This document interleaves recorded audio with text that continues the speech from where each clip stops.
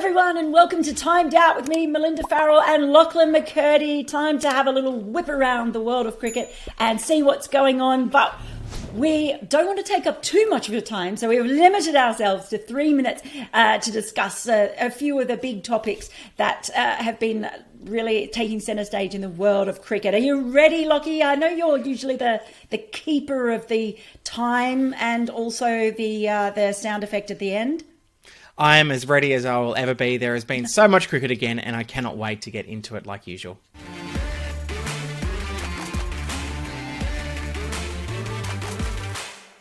First up, we have to talk about the World Test Championship final, of course, between India and New Zealand at Southampton.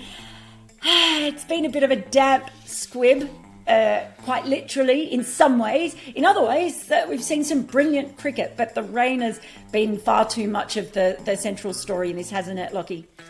It really has been. I mean, the most thrilling action has been some of the table tennis that's been going on behind the scenes in the New Zealand dressing room. But yeah, it's just really a shame that this kind of pinnacle of Test cricket that I think everyone was really looking forward to. There was obviously scepticism around the World Test Championship final when it was first started and how it would work. But now that we're here with the two best teams in world men's cricket right now, getting ready to play a Test, and it's just kind of been ruined by rain, which is really disappointing. And yeah, obviously they've got that reserve day there, but it just doesn't seem like it's going to be enough. And I know we were speaking before about that possibility of making it a best of 3 series or a 3-series Test match. What do you think the solution is?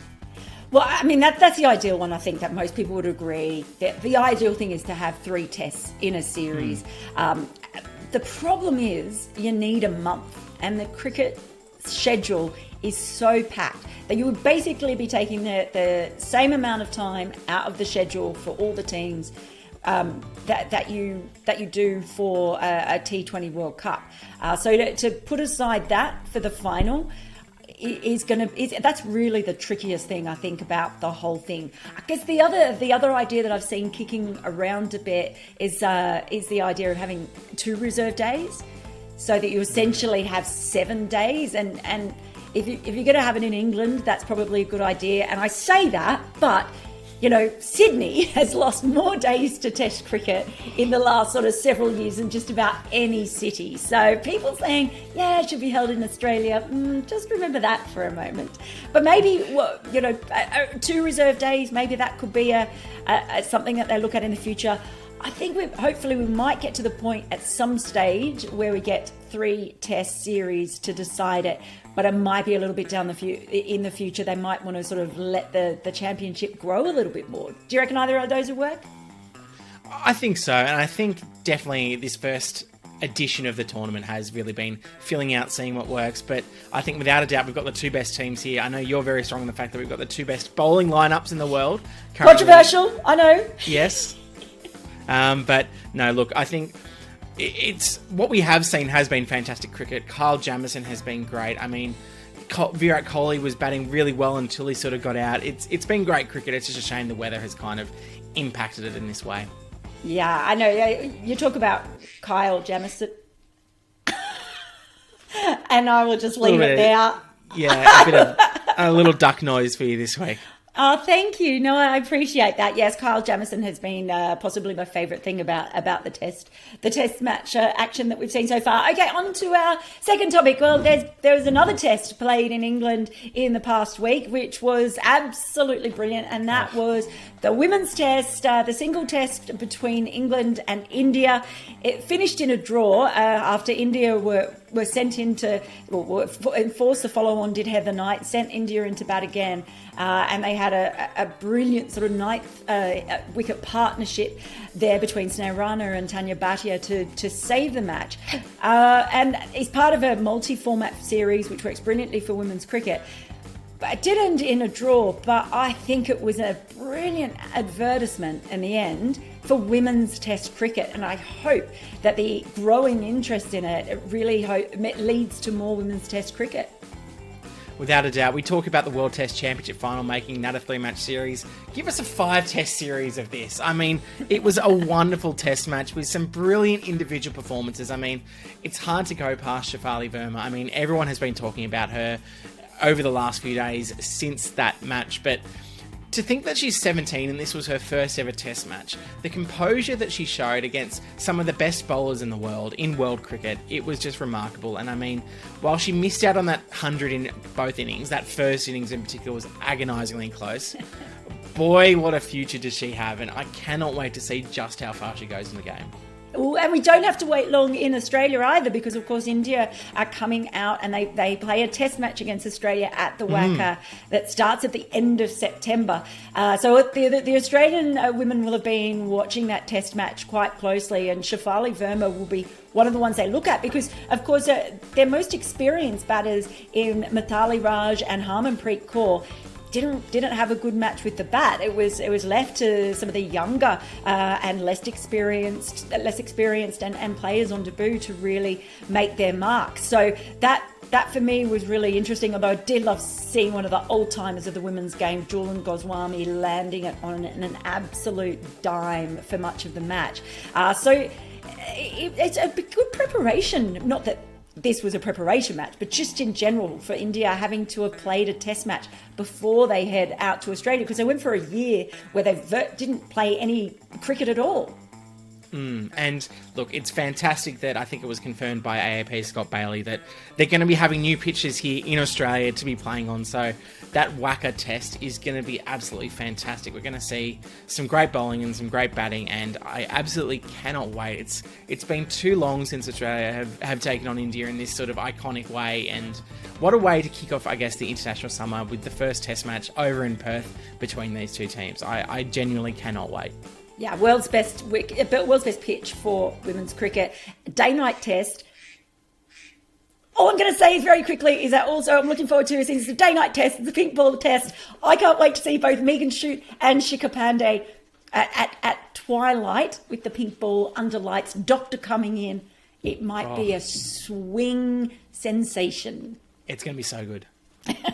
I do believe it will be. Now, some other cricket going on in England featuring some Australians there in the Blast, the T20 competition, of course, preceding the 100. Josh Inglis, he had a bit of a blinder for Leicestershire, didn't he? 103 not out as they sort of got that win over Northamptonshire by about 34 runs or so, I think it was. And it's his maiden century in T20 cricket, which is quite hard to believe because he's been kind of a staple in that Perth Scorchers middle order for a while. You kind of think, at some point he might have gotten one, but no, it's his maiden T20 century. And I was speaking to you before this, and I just genuinely believe he can put pressure on Alex Carey for that next wicketkeeper for the Australian men's team. I think there's a lot of assumptions that Carey is going to be next in line, which I think is absolutely fair enough because he's got the inside running, but I don't think he's got that position anywhere near locked in yet. And with Tim Payne likely looking at retiring in the next 12 to 18 months, there's a position there in the Australian lineup that is not settled on. And if Josh Inglis can keep doing what he was doing for the Sheffield Shield for WA and now in T20 cricket, he could easily become an all-three format player for Australia, especially in that wicketkeeper role. Yeah, he's an exciting prospect. That the other note, talking to people in Queensland too, is just how highly they rate Jimmy Pearson. For leadership abilities as well as his keeping and batting. So it's actually, while Australia has been struggling to produce some sort of really, specialist batters with only a couple being given central contracts, three of them for the next summer. Maybe wicketkeeper batters is kind of an area that Australia has got a reasonable amount of strength in. But you're right, there could be a lot of competition for that position that we know is going to be central. And I mean, a lot of talk about Carey's leadership. I think that's the other thing that has really sort of put him in the inside running as well. The other one I note doing pretty well as well in the Blast, Cameron Bancroft. He scored 76 not out as Durham beat Birmingham Bears, my local team. And in the end, he's actually had a pretty fair season over there so far. Well, he certainly has, and I mean, it got off to that pretty controversial start where he'd barely played a game and sat down for that interview, and suddenly he was the talk of the town here in Australia. So it's good that he's been able to kind of put that behind him and just focus on his cricket, because he really needed to. And I mean, look, who knows whether he's ever going to get back into the Australian team after some of the things he said in that interview, but it's good to see him playing good cricket, because he is a talented player when he isn't getting caught down the leg slide. I think that's probably. I mean, unless he has a couple of really, really good Sheffield Shield seasons, I'm not sure that he'll be likely to make it back anyway. But yeah, I agree. Be quite awkward at times as well. It's like I feel like I want to see, like you used to on Channel 9's coverage, when you'd see the little, was it Daddles the duck? Yeah, I think so. Crawling just across trotting the away, screen.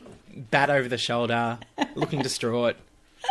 That's the one. Well, our final, the other thing that caught our eye over the week that we're going to have a look, talk about today, Kesha Maharaj, the Hattrick Man, as South Africa completed their second win in that Test series against West Indies.